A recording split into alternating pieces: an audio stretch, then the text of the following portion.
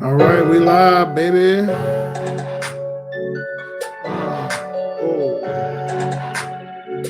Yeah, yeah.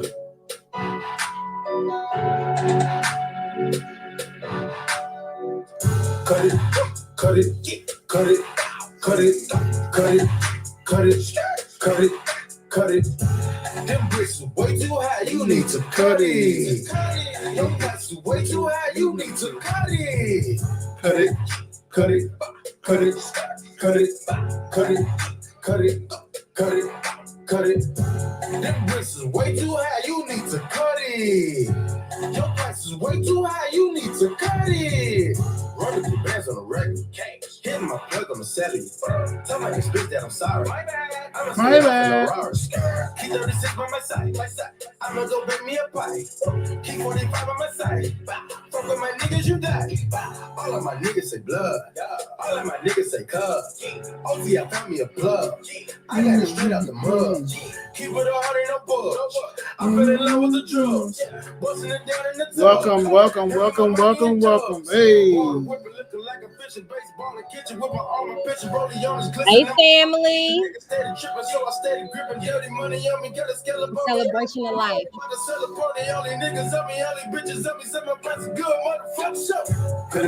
I think this was the dance. Cut it, cut it, cut it. Yeah, this is your favorite song. Your verse is way too high, you need to cut it. Your verse is way too high, you need to cut it. Cut it, cut it. I am no means a dancer. I can only dance sitting down. Cut it, cut it. Oh, you gotta do that move you did the other day. Your price is way too high, you need to cut it.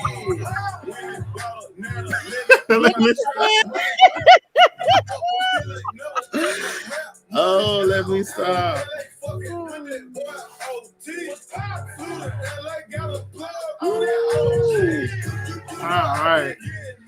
All right. Y'all, we are back with another episode of the Last of the Millennials podcast. We probably right, and we're a show that tackles topics on Black culture, popular culture, relationships, and unspoken Black family dynamics. So, in other words, you may have thought it, but we're always going to say it. So, thank you guys for joining us on this journey as we share our perspectives that we know you all can relate to. So, Freely, you want to go ahead and jump into it? Or Yeah, let's get it started. We ain't wasting no time tonight. All right. So, guys, first off, we want to just take a moment as you heard the song, cut it. Was that OT Genesis and Young Dolph. So yesterday was the untimely passing of Young Dolph. He died yesterday. Was murdered yesterday in Memphis, Tennessee. And so he is being remembered all over these interwebs, and we just wanted to open the show tonight because we all listen to Young Dolph at one point or another and vibe to him, and he is known to be a family man, an artist, and had a love for his community, where it's unfortunate that's where he was gunned down. So we wanted to open up with that and just kind of pay our respects and say rest in peace to Young Dolph. But while you do that, can I introduce, I saw some things about Young Dolph today on Instagram. Yes. And really it was about 5 wealth lessons from Young Dolph. And so even with, trapping as a lifestyle and rapper, this man was a CEO in his mind, and he really understood the value of believing in yourself. So at Keziah MW or Professor Kez on Instagram listed some quotes by Young Dolph saying, "A regular job is the slowest way to wealth." Dolph said his grandma could not convince him to work a regular job. So his first legit business was a neighborhood barber where you make your own hours instead of asking for them. And that's such an amazing mentality to have. In this world, you got to ask somebody for anything. You make the hours. There's so much freedom in it. Absolutely. The next gem was your network is your net worth. And I've heard this so many times, but it really, really, really is true. And so Dolph's friends knew his skills were worth a million. He said, my homie said, turn your freestyle into a business. So then he recorded a CD. He gave 20,000 copies away for free, which paved the way for Welcome to Dolph World, which is absolutely a classic. And to me, that's one of those things is that what are you willing to do to invest in yourself? So people might say giving this away will not get you to the status or the place you need it to, but it was about getting his name and his message out. The next one was be a CEO first. Dolph said he was a CEO before he was an artist. And so bosses know their businesses, they know the ins and outs, and they own it. The artist makes the product, which is Young Dolph, but the CEO, they know how to sell the product, which his government name was Adolfo Thornton Jr. And so you level up when you can do both. The next thing was invest over impressing. And we know we live in a society where we want to look the part, Yes. but I don't have nothing in our bank accounts, don't have no stocks, no bonds, no mutual funds, nothing. Right. Nothing. So Dolph said, I knew that if I could get Dolph up, then I could figure everything else out. And because now I've got a brand to stand on that he owns, he invested $3 million into his business, Paper Route Empire, which eventually led to him receiving a $22 million deal that he turned down because he knew he was worth more. I believe that Master P did something like that. Yeah. He did. And investing in yourself is the ultimate independence. And so that is truly, truly, truly a gem. And the last thing about Young Dolph, own or be owned. Dolph signed a multi-million dollar distribution deal with Empire and he kept his masters. That partnership enabled him to increase his sales while maintaining his ownership. So when you own, you and your descendants, they eat forever. And that's definitely the kind of legacy that I'm trying to leave. And I even saw today that every year on his children's birthdays, he buys them a property. That's dope. But that makes me think of, because you said I mentioned Master P, but that is Master P's legacy and how he changed the game. He was the first artist to Yeah. just get a distribution deal and own all of No Limit Masters. Yeah. And so that's like, so I wonder if he was inspired by Percy Miller, which We I love all it. are. Yeah. No, no, no, no. Mm-mm, Yeah. mm-mm. Love it. So that's great. Gone way too soon, and you know, let's move on. Let's move on. All right, guys. So in this week's news, a lot of things have happened. So the first thing I want to talk about is today. Um, the two men who were convicted of killing Malcolm X were exonerated after 55 years in prison. The Manhattan District Attorney's Office launched an investigation that lasted almost 2 years, so 22 months, finding numerous errors in the trial, where the prosecutors, the FBI, and the NYPD all withheld key evidence that would have freed them at that time. I think it was 1966. And so they were freed today, and their names are Khalil Islam and Muhammad Aziz. I'm not sure how to say that. Like that is, I can't even imagine, what we get wrongfully convicted all of the time. Mhm. There is a lady named My Angel Cody. She has um this organization that is all about freeing people that received unjust sentences or were wrongly convicted. And I love what she stands for in her work, because we, have notoriously, historically, always been given the, like, for a better term, shitty end of the stick. But I cannot imagine being convicted of killing one of the most famous civil rights figures doing a lifetime in prison, then getting released to what? Because I mean, who at this point, most of the family that you knew, they may have been passed. They've passed away. Like, what life are you going to lead after this? 55 years ago, so much has changed in the world in 55 years. How do you even condition your mind to be free after 55 years? There's no amount of money that can help you with that. Yeah, I totally agree.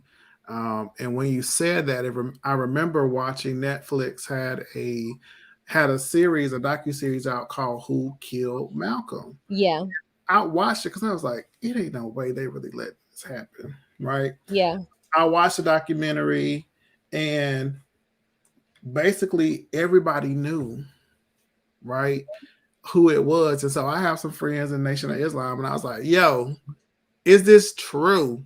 Did y'all kill Malcolm? It's like, no, the government killed him, right? It may have been members of the organization who may have used whatever leverage they had to do something, but the way it was set up, when you yeah, watch the, there were no police at this major event.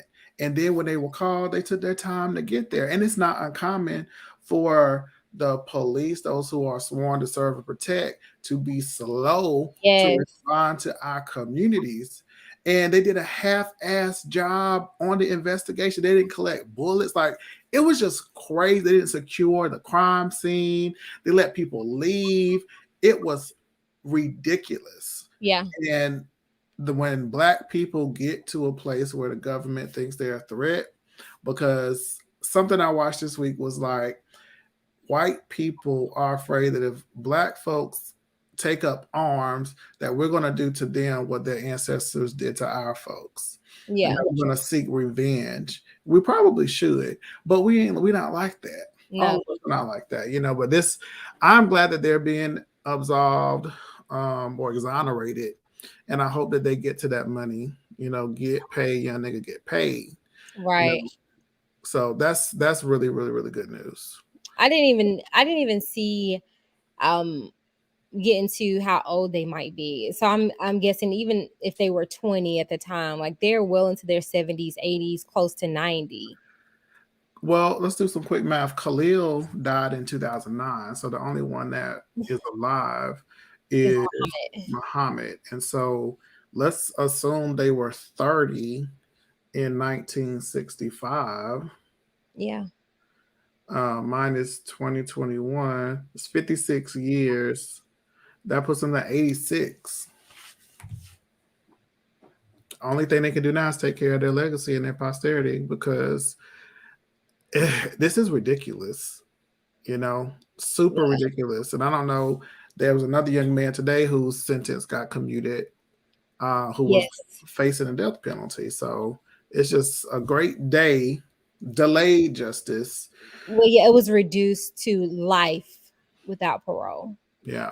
Yeah. So oh, guys. So I'm sorry. So you may be wondering, where is our third?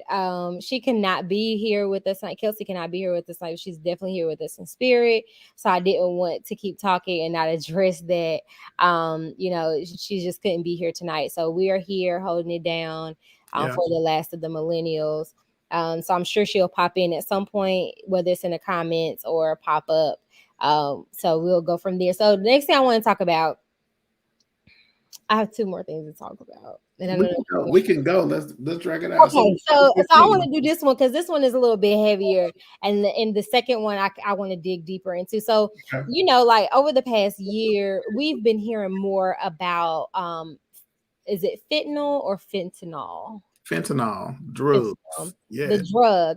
So there was a study just released that in the past 12 months, there have been more deaths related to that drug than homicides and car accidents combined in the United States. 100,000 people, 100,000 people have died in the last 12 months in deaths related to fentanyl.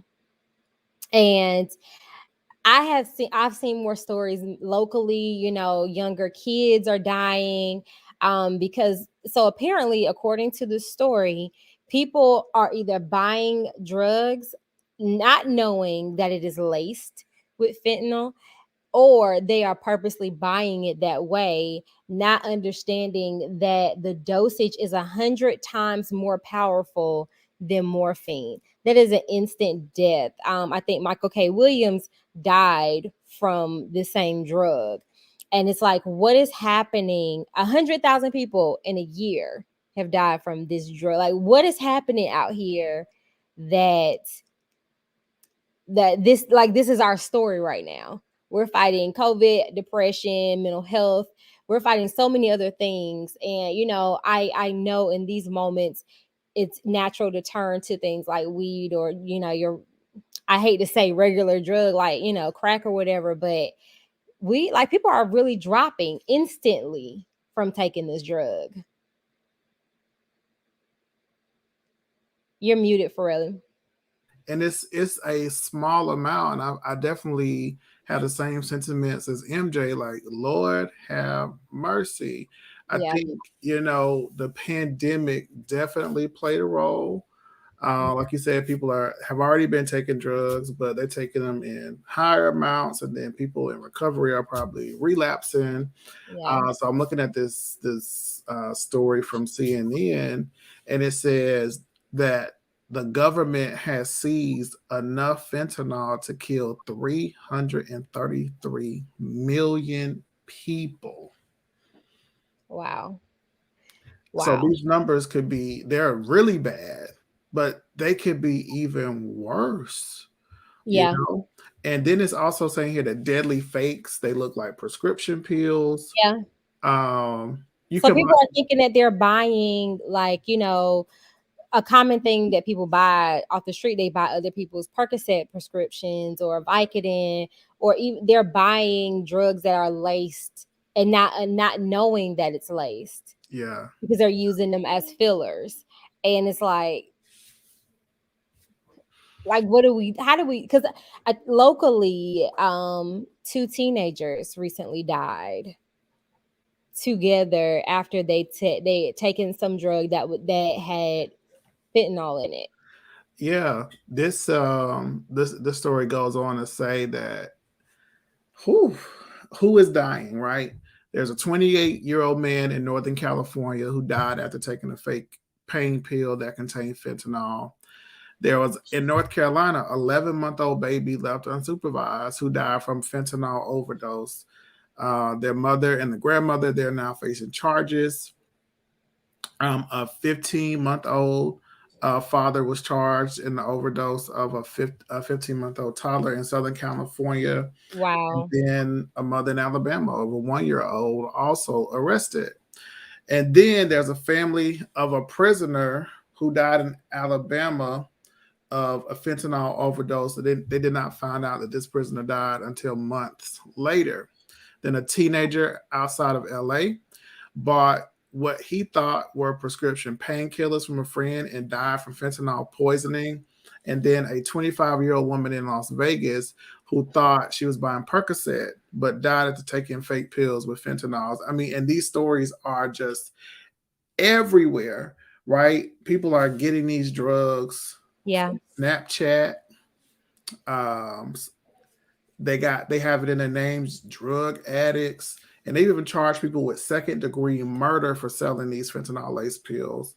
Snapchat has put out something that says that they're working with law enforcement and using artificial intelligence and reports to the community to help identify drug dealers on Snapchat and remove them from the platform. So this is totally like crazy. That is crazy. Like, the babies, like the babies are getting their parents drugs. I mean, which is not a new story, but to know, like, it's been that many infant deaths Yeah. because of it. Like,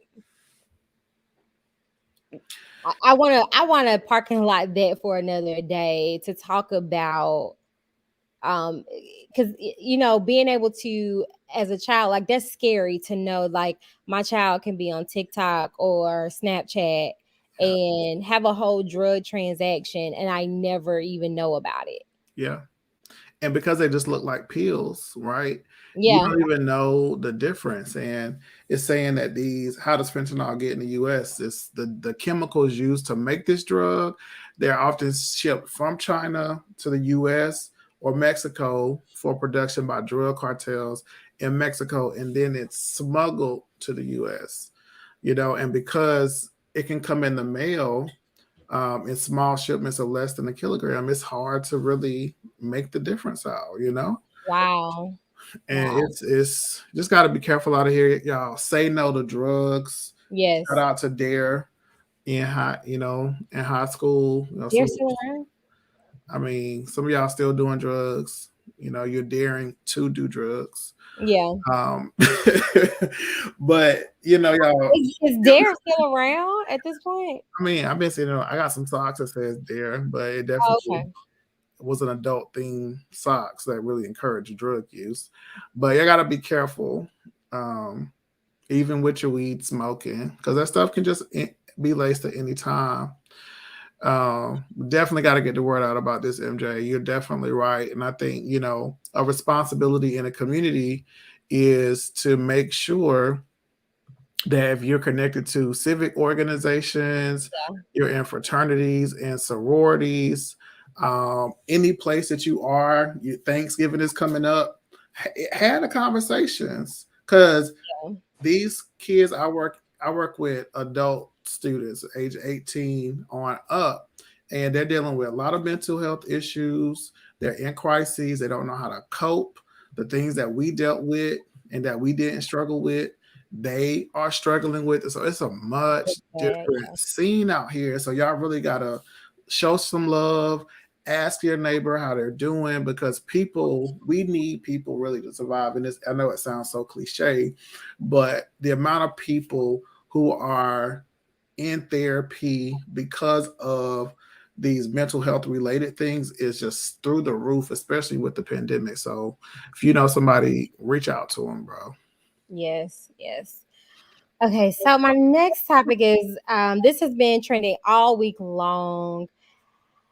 And we talked about this a little earlier, Farley, and it is the whole the baby and Danny Lee debacle. So if you don't know, guys, so the baby is a North Carolina based rapper who was known to be controversial, and he had a baby with another artist by the name of Danny Lee. Apparently, she was living here in North Carolina with him, and there was a disagreement. I'm sorry, people are getting nice in here. Uh, there was a disagreement, and he asked her to leave the home. So all over the internet, they were going back and forth doing these live videos. And at one point, she was arrested and charged with 2 counts of assault. So in looking at this in high level, and Freddie, when we talked about this, we kind of had a difference of opinion on one, him asking her to leave his home, and then two, him actually calling the Charlotte Police Department. Like, so share what your thoughts are on that, because I thought that was interesting. Yeah, so basically, my thought is all I know about the baby is a rapper. I'm not clued into the culture like that. Yeah. But everything I see about the baby has been negative. People, we share these videos of him just slapping people. I'm like, okay, this is the gangster life. People love it. He's from North Carolina, and this is just kind of what it is. But all of a sudden, what it appears to me, because again, I'm not in the culture, um, you got this man with this huge personality who is known for violence, and now he on the internet calling the police on a woman. And for me, those personas don't really add up. And so all I can see is that this person with this thug life rapper mentality is really a scared, person talking about his safety. And I've actually met Danny Lay in person, and she is the tiniest little thing ever, Oh right? God, come She's so listen, she's that a is little bitty guys, what lady. you just witnessed was pretty and petite privilege. And that is, people will overlook the ability for you to be violent or manipulative because you are attractive or or No, or tiny, or you're small and sweet. the No, law does that too. The law does that too. It gives women privilege to say that definitely this big old 6'5" man, you scared this little woman over here? Like, what's she gonna do to you? yeah, a lot. With a gun, No. a knife. I I I don't know the full story, so just based off of what we saw. And like you said, the baby does have a persona for um, as we say, he'll get with it. And without shame and without thought. He's been arrested numerous times. He most of the time it's in self-defense. So I think that him calling the police, especially in a domestic situation where he is asking someone to leave, and I'm not saying that she did or didn't, but she was charged. So there had to be some level of proof that she at least attempted to slap him, scratch him, do something. And I think the best thing he could have done was call someone else to maintain order, because how easy it is it for something to happen within that household. And because she's cute and tiny and she has a soft voice and she goes online and she says, "Oh, he kicked me out and he put his hands on me." What? That is a level of protection, and I'm not upset about it. And when people are like, "Oh, this violent man went and called the police on," I think he should have. It was a domestic situation. He wanted her removed from the home. He needed to call someone to take care of that, or else it would have been something else. So you're like anti-woman, like you No, I'm don't not see why anti-woman. I'm like. I'm anti-fair, because I am a woman who has been in that situation, but I also have a son and I have brothers, and I don't want there to be a situation where they're in a situation with a woman and they're trying their best, whether they're in the wrong by saying get out my house. That's neither here nor there. That's, if they own it, they own it, and they have the right to ask someone to leave. And this woman has the potential to say or do anything. You need to have protective measures in place. So I'm not anti anything. I am pro doing just what you need to do to protect yourself, and that's for anybody. But I want to be clear because Mhm. you framed this as a petite and pretty. It don't have nothing to do with her No, because that's being what you said. being No, you did that. You said I met Danny Lee in yeah, person, and she and was the she was tiniest so thing. tiny, Tiny. Nothing and about so. how she looked, but her physical stature, right? If the baby is the baby, right, Mhm. and he is known to be violent, you know, I applaud him for not going violent with this person or with Danny Lay, right? I appreciate that. But what I'm just saying is the optics of it is image, right? It's Yeah. like you call the police on a woman, don't really know what's going on. So I pulled up this statement that Danny Lay wrote um, in response to whatever he put out. He was like, "Hey guys, since baby want Yeah. to put up a statement with his cap and ass, I'll put mine up. So we've been living with each other for the past 3 months since our baby been born. I didn't even know they had a child together or was Yes, they dating." have a baby. Yeah. Doing us, and tonight he want to come in the room talking about I need to go. Don't matter where I go. Mind you, I have a newborn child, so he said I can go to a hotel. This man is mad because I had a plan B sent to his condo because all he want to do is three-letter word in me with Mhm. no responsibility. Obviously, he probably want me out so he can F on his baby mother and other hoes who been known we been together this whole time. While I just had my first child, this all goes to say that this man is a effing coward. I agree. I'm sleeping after cooking him dinner and he want to say I need to go. F you, baby. And man, I really should have just listened to the internet about this man. I'm going to learn and I'm going to grow. But this right here ain't it. And I'm sorry to my baby that her father is kicking her out her home at 3 months. I call straight bullshit. And I'm gonna tell you why. I I'm don't. gonna tell you why. because I was raised right. no, they ain't got nothing to do with being raised right. Let me tell you why. This is a classic case of being young and in love and avoiding the signs and the signals. And at some point, as she gets older, she would hopefully, as she gets older, like many of us have, will understand like, okay, I was dumb. I shouldn't have did this. He wasn't any different. The baby has been consistent about who he is to everybody. This is not new. When she got with him the first time, he was still with his child's mother. Not to mention he has another child that was born during the same time frame as her child. So and then right. So there's yeah, and then his first child's mother is currently pregnant. So this isn't like so she's trying to paint this story like she's been victimized and she hasn't. You made a choice to be with a man who's never shown you that he was going to be anything different and has kept other women the entire time of your existence in his life to the point that you even made a diss song that he broke up with you over saying he prefers the light skin. So like we're like and then you want to say he threw his baby out of the house. No, he threw you out of the house.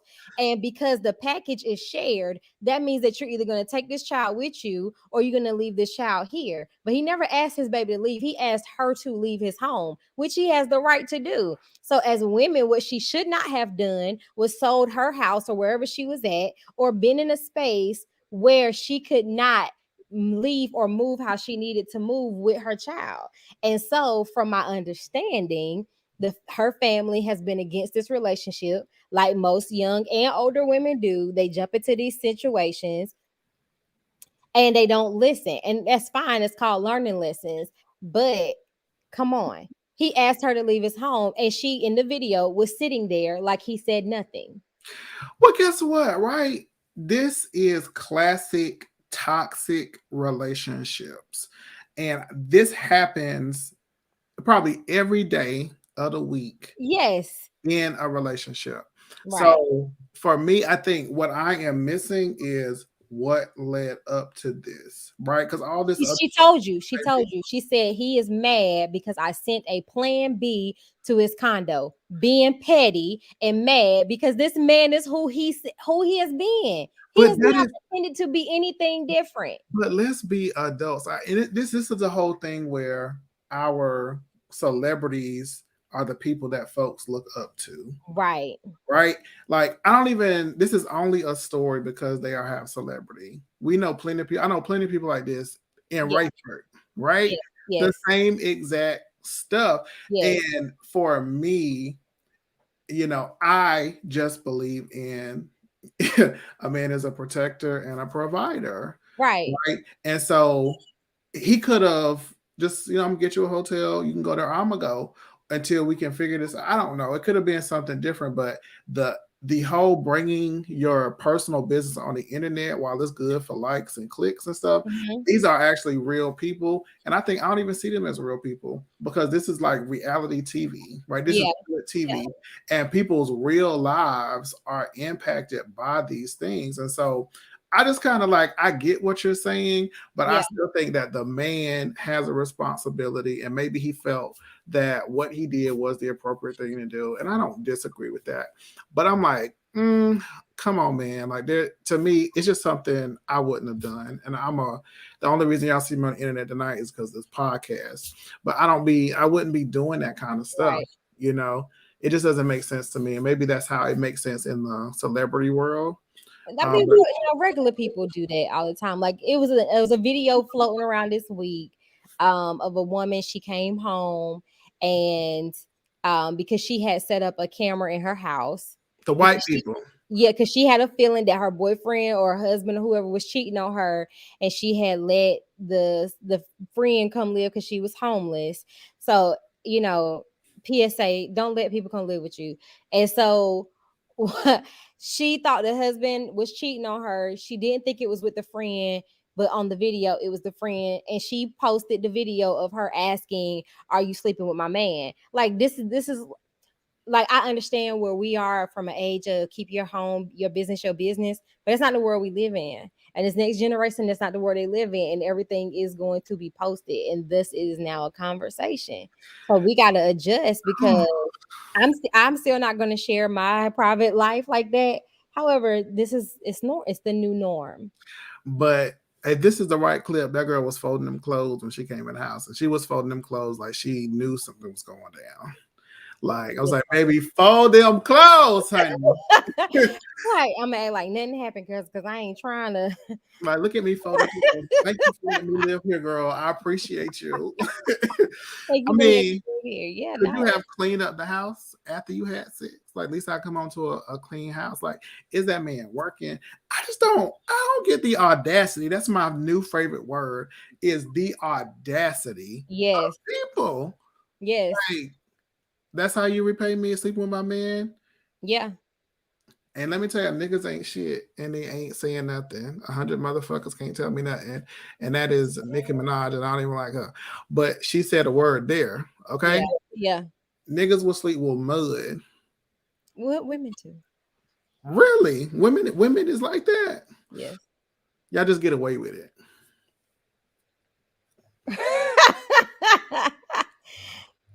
It's. I mean, it's some women out here living trife, But like let me. trife life. But this just triggered. This really just triggered me, and I'm about to go on a rant about relationships really quickly Okay. because I don't know if you've seen these things, like now these Instagram couples have been playing these tricks on their spouses, mainly the girls. So the girl will be leaving the house and she will get a text like, come over, she's leaving. Oh yeah. And then the girl will like take off her shoe.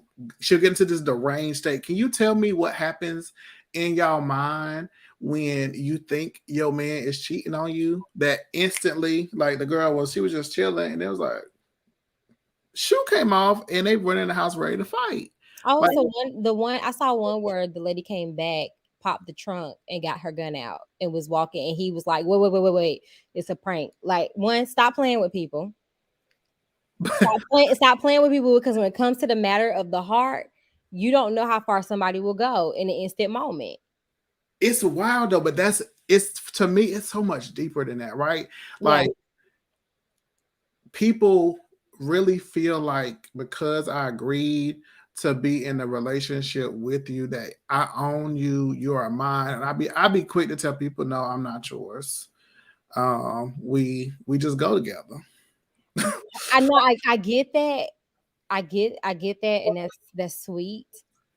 But that is a conversation going into it. And That is an exactly. understanding going into it. And I'm gonna tell you, the understanding that they have is that we are together. This is one, and I don't got time for the two nor the three.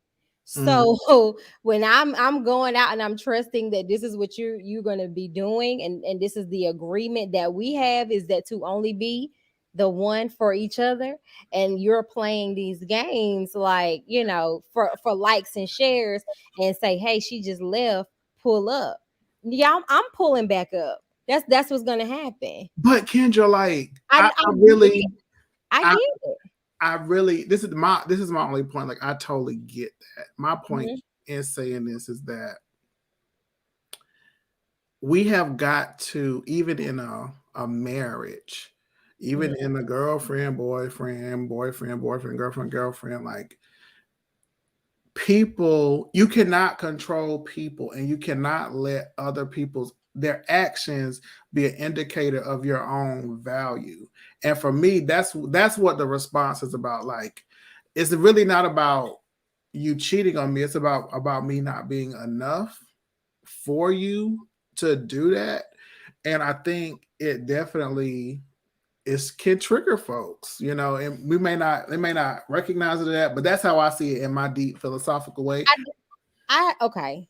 So normally, like when people deal with fidelity or cheating or whatever we want to call it, the when you get to the point of equating that to your worth or your value, that's a couple of stages of grief over. Like that's not instantaneous, because that's you don't.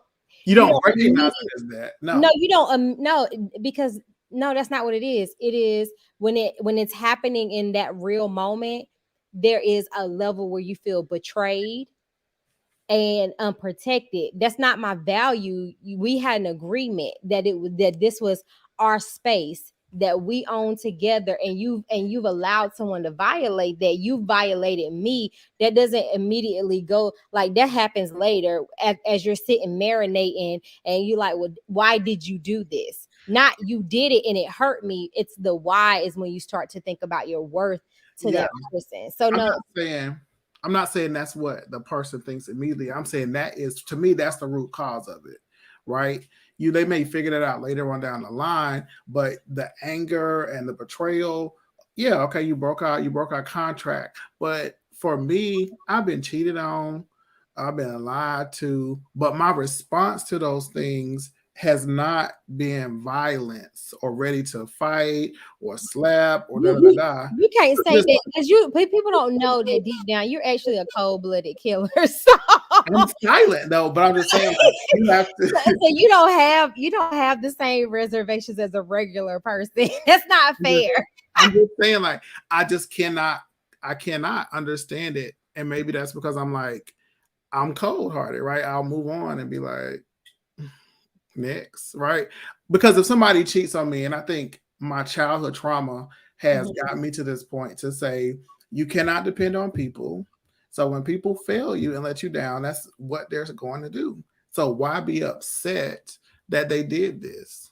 And it's almost, I'm like, that's how I kind of approach it. Like, but you have to recognize that that's your defense mechanism for that. And somebody else who may have experienced that same type of trauma or whatever, their reaction, like, again, it's time to fight. Like, again, like, this is like that may be how they manage that. So you've come to a different space, but I don't think that the immediate reaction is tied to how they see their value in that relationship. I think it's the root cause. No, it's just like if someone. So is that the same for if someone or a friend or someone else betrays you in a different way, whether they steal from you or they do something malicious behind your back and then you discover it? That pain is from the betrayal. It doesn't immediately go to I don't feel valued, like I'm not, like I am less than in this relationship. It's the reaction to pain from betrayal from somebody you trusted with the vulnerable parts of you. Yeah, I'm not disagreeing with you. I'm saying what you're saying is probably the first 1 or 2, 3, 4 I think we disagree on the foundation. I don't think that's the foundation. No, I'm saying that what triggers it is, okay, yes, this thing happened, I feel betrayed, my trust is broken. But I think that under that, like a pearl or whatever that has a lot of layers, when you get to the center of it, right, I think it's about value. But the things that you experience first may be that betrayal of trust and that anger, etc. So I feel like we're saying the same thing, but we're not. No, we are, but we not. What you got, for real? What you got? So, all right, this is perfect because relationships is something I want to talk about, and I want to share with you all this clip. It's from a pastor, so it's going to have definitely a spiritual connotation, but listen closely and get your notes ready because it's definitely about to go down if I can find it. All right, here we go. Going off of compatibility just by itself can be a trap. Because first off, you can be compatible with a demon. Like devils know what you like too. The type of women that you like, you want her to have more curves in the highway. The type of man that you like, you want him tall with broad shoulders and a beard. The enemy could send you pain gift wrapped as your preference. So that's just the first thing about how compatibility can be a trap. The second thing is compatibility is season based. It is possible for you to be compatible with the season of their struggle, but not the season of their success. I want somebody who's gonna be there for me if I hit rock bottom. Well, what if they can only handle your rock bottom, but they can't handle your upward season? So now the question becomes, are we really compatible? Or do we just share similar dysfunction? We're both broken in the same area. We're both wounded over the same things. We have the same feelings over the same wounds, so we end up sharing hearts. But what happens if one of you heals and the other one doesn't? Because just because you heal doesn't mean that they're going to heal, and just because you heal doesn't mean that you can make them heal. What happens if one of you heal? You will remove what y'all had in common. And I want us to be so whole and so secure that when we heal, we don't end up feeling guilty because they're crawling, but we now have wings. It's not just about compatibility, it's about suitability. Does this individual suit my assignment well? Do they complement what it is that God has me doing in earth while I'm here in time? When a man or a woman has found that, that's a blessing. Because when God gives a blessing, you're not going to have to exchange your mental health as payment to keep it. So maybe you're so exhausted because you're breastfeeding toxicity in order to maintain an image of being happy over the very thing that you told everybody was a blessing. Oh my God. Okay. Whew. What Yep. is wrong with you today? Why would you unload that on us? It's good though. I'm ready to talk about it. Okay. So, firstly, we want to break this down, right? Because I'm single, Kendra's single. I don't know if our viewers are married or not, but y'all could probably also relate to this. So we definitely want to hear you, hear where you are. And if you haven't liked this video or shared this video, please go ahead and do so, Yes, so that folks can join this conversation. The first thing he started out the gate with was that compatibility can be a trap. And I know that what I'm looking for is compatibility, right? Is how does this person align with my goals and values? And I think that's what I call compatibility. And it's really not about one is sexual compatibility, emotional compatibility, intelligence, financial, and kind of like sharing these same types of understanding. So what do you look for when in terms of compatibility in a partner or a boyfriend or whomever, whatever you date? really. I like how you set that up because I am notorious for not answering personal questions. In hypothetical world, what would your hypothetical compatible partner look like? I will answer that, but I want to circle back to you were saying speaking to the married people because I think MJ is married. I'm not sure who else in there is married. When he said that the basically compatibility is not enough. I Can we get somebody on to talk about that's married to talk about that? Yeah, if they want to come on, I'll send them the link. Who's I can't see. Ashley, Ashley's in here. Ashley, you want to hop on? You don't have to turn your camera on. Trey might be next to you. MJ, if y'all want, Monica. I'll send you the link.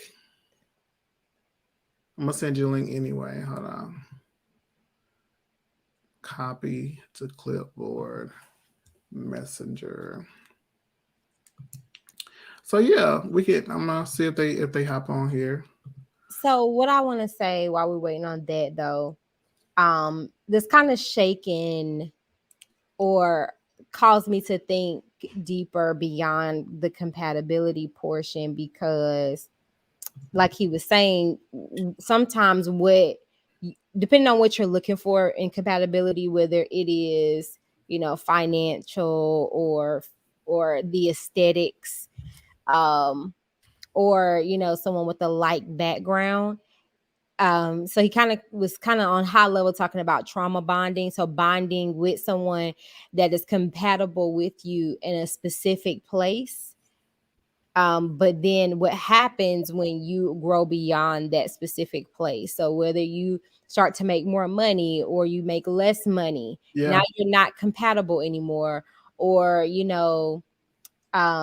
you heal from whatever childhood trauma you were carrying that was in likeness with that person, and they're still sitting in that, or in the reverse, like what happens then? Because oftentimes we see where people say they grew apart, or I grew past this space and they wanted to stay back. Like, that's why I wanted to get somebody married on to talk about They're the coming. compatibility portion. But it's so big, right? It's Yeah, so big.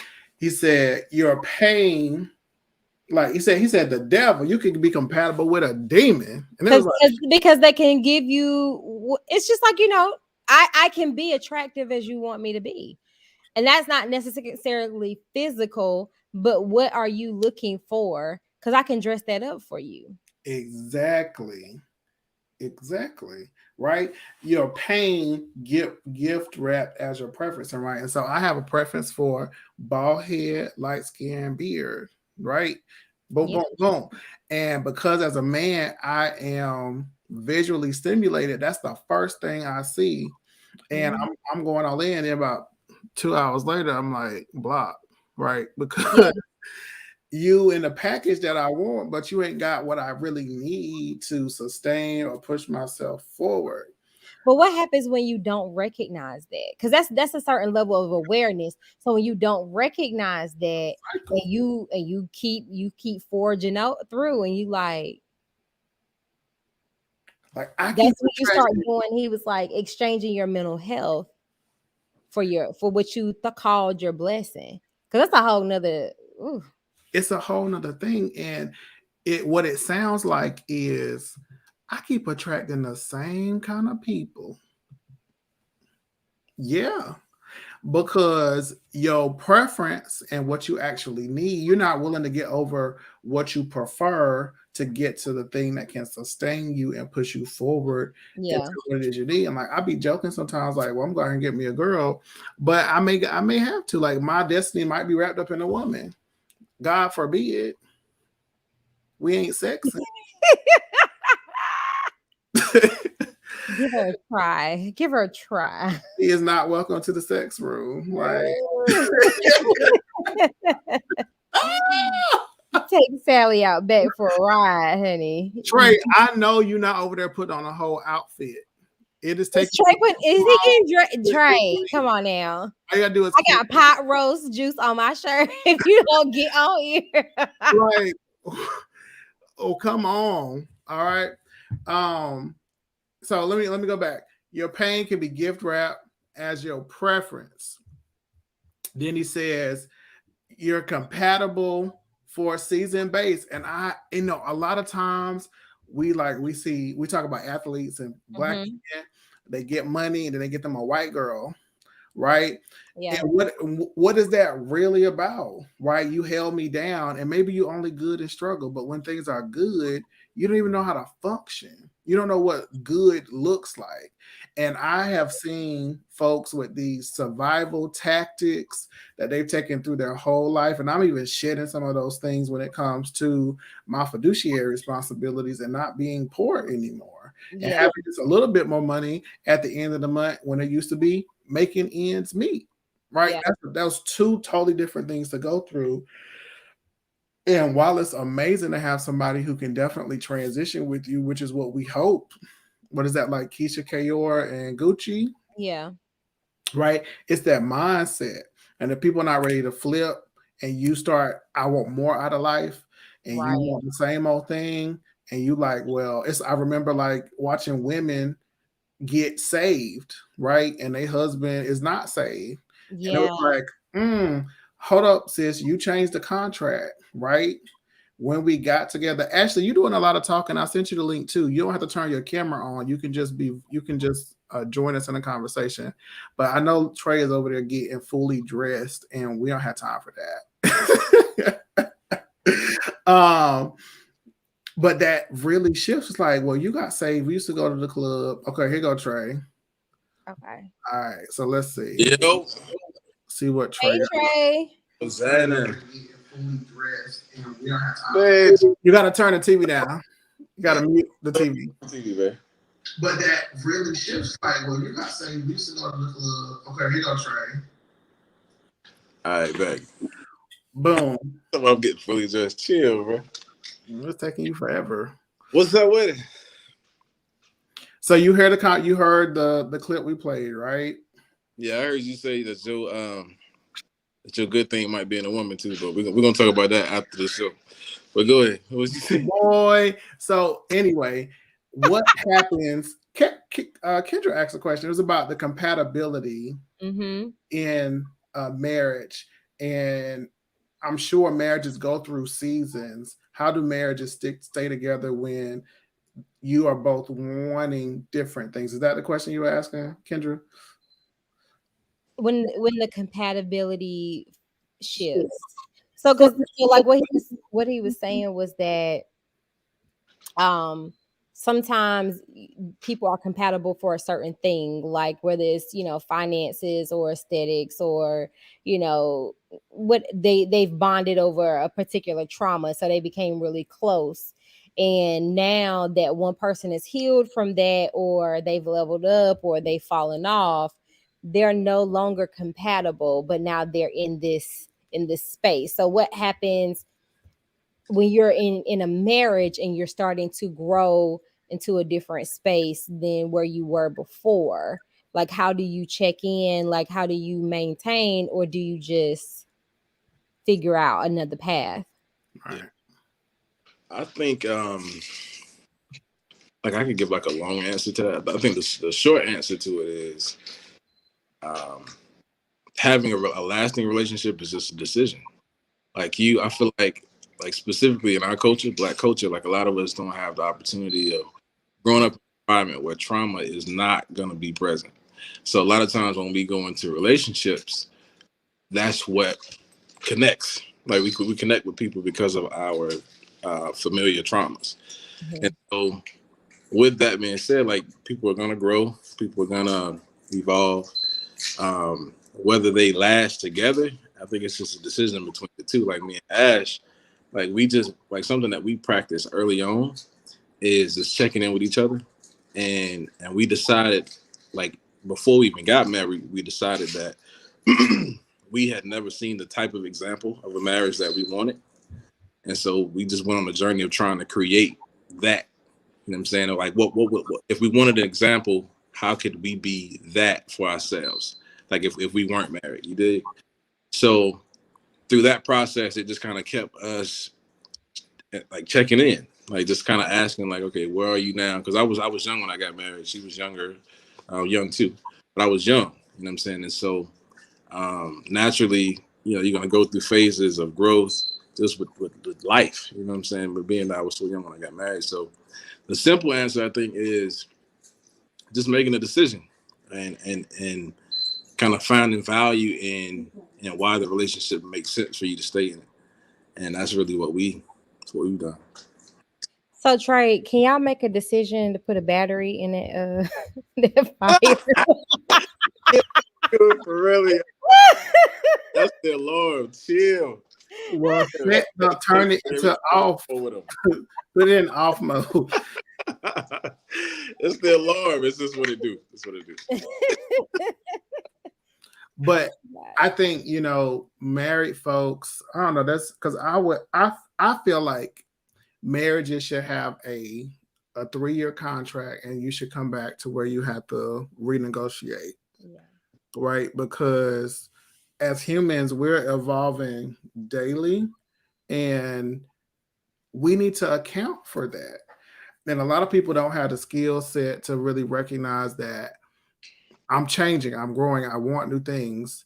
And do we want the same things? Can we work through this? Can you support me as I continue to grow and shift? And I think one of the things that really got me beyond that was, are we compatible, or are we sharing similar dysfunction? And I call that trauma bonding. And I think that's what it's called widely. It's like we are together because people don't want us together, or because we both depressed, or we both got shopping addictions, or we both have poor communications. And like I always see this thing about this toxic communications, and people like have lately been talking about these red flags. I'll be red flagging all y'all stuff, because I don't want that, you know. And if that's what it has to take for like me to be in a relationship, I'll be in a relationship with my money first, and I don't have to worry about that one because it's too much, right? The other thing is he talked about was suitability, right? Do they complement what I'm supposed to be able to do in the I would say I was raised Christian, right? We call a woman or a spouse your helpmeet or your helpmate, right? They're supposed to help you live out your best life or your purpose on earth.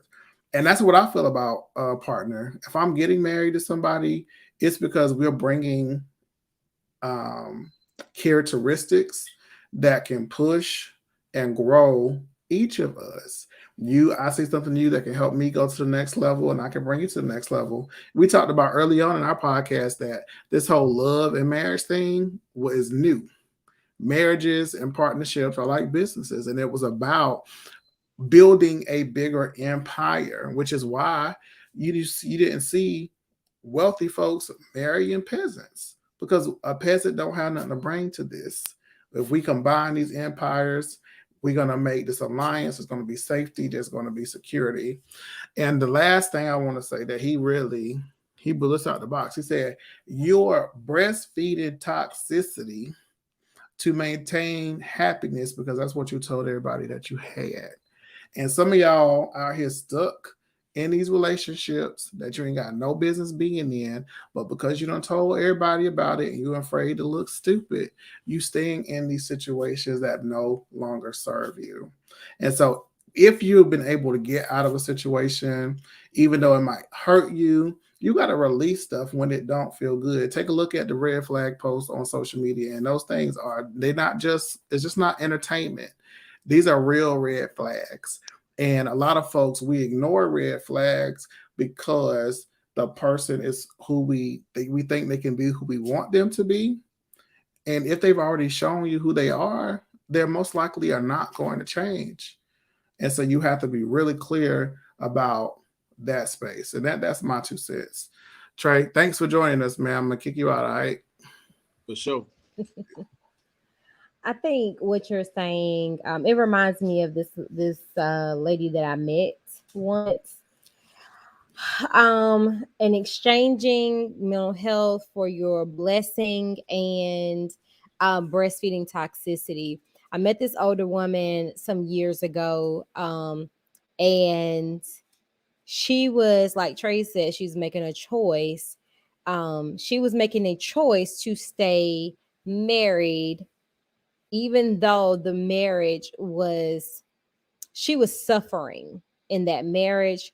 Her husband had checked out. He was no longer present outside of the physical, and he was present in other places.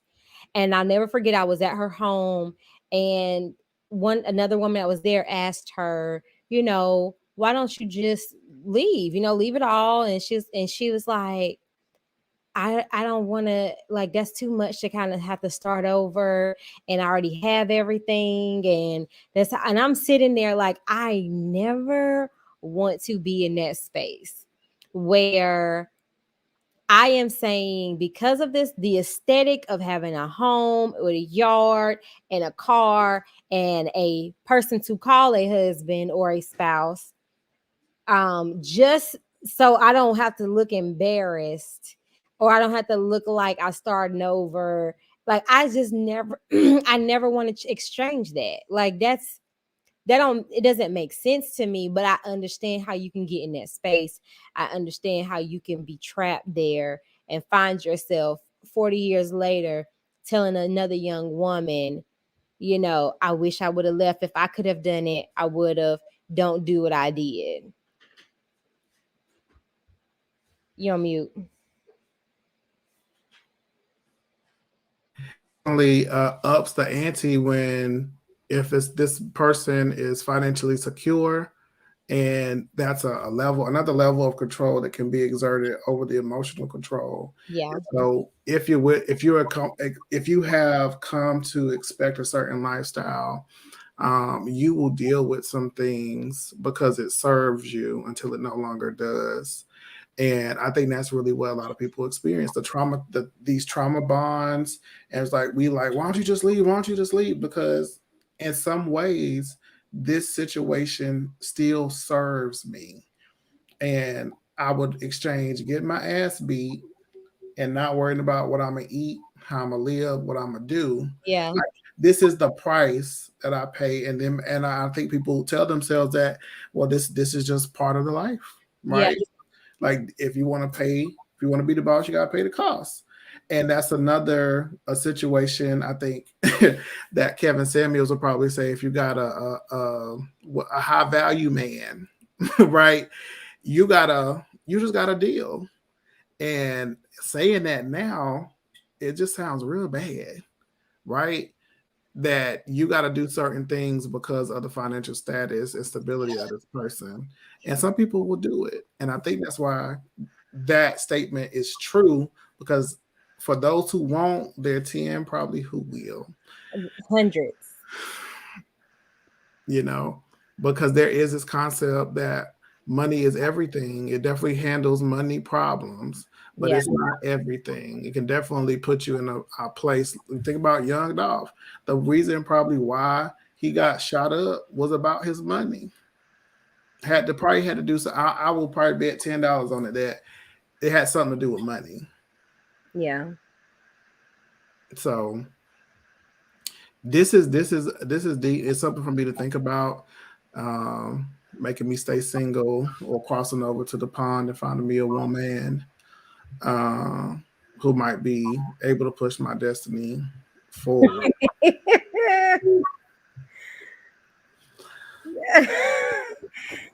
Trey, we'll have you back to talk about this some more. This is not a show about me. This is for entertainment purposes only, and we discuss news. Oh God. We discuss the news, and one thing, I definitely I want to also in the realm of the family, I want to give a kudos to all of y'all who raising these kids who were born after the year 2001. No, who were born 2000 or later. Thank you. Okay, I need it. Thank you. because y'all keep proving to me day by day that I don't want to make my own people. Let me tell you something. When you start making people, it's a whole nother. I mean, you get to see it for real. So I don't even have to. It is listen. It's hard. It's hard. It's It very is hard. hard, and you never discussed it. You never look in the comments. You never know what's gonna come out that mouth, how the things that they experience are going to shape them. And I think the biggest part of me is being a failure. Is you can be the best parent that you can ever be and imagine. You could be better than your parents. Yeah. And it's May still not be enough. not be enough. Yeah. That is my greatest fear of having a child. Is I think that comes with awareness too, though, because like we were talking about last week, being blissfully ignorant. mhm, I think if we were not in tune to the shift in the culture of being aware of emotions and emotional intelligence and mental health, and not just putting a band-aid, oh, you all right, and yeah. now like consciously saying like, no, this does matter. And like, because we didn't have those tools because it wasn't there, so now it's like, damn, I don't even know what to say. Like, let me Google something. Like, we're literally figuring this out Yeah. every day. It's hard. It's I'm hard. a good uncle. I'll buy gifts, say hey, play with the babies, and leave. So if you need to go on a date night or whatever, I got you for a couple hours, but you're gonna have to come on back to the house. Yeah. Okay. So wow. This has been a really good show tonight, Kelsey. We missed you, girl. Yeah, girl. Hopefully you can join us next week. So if you do ever want to hop on with us, share your perspectives, all you gotta do is hit us up in the chat. If you got topics you want us to talk about, we're always open to including our viewers in our show. Yes, we are. And I just want to say that tonight's live is brought to you by Captured Moments. There is a local company called Capture Moments that will provide you with a 360 photo booth experience for your next event, party, and or wedding. So if you would like some more information, please reach out to us and we will get that over to you. Thank you again for joining us tonight. This has been amazing. We will see you guys next Thursday at the same time, 7 o'clock p.m. Eastern Standard Time on Facebook and YouTube. So please don't forget to hit the buttons for like, share, and subscribe, and join us every week with the dose of We Probably Right. All right, and then we'll have a video from our sponsor. You can follow them on social media at Moments Captured, and then we'll be out.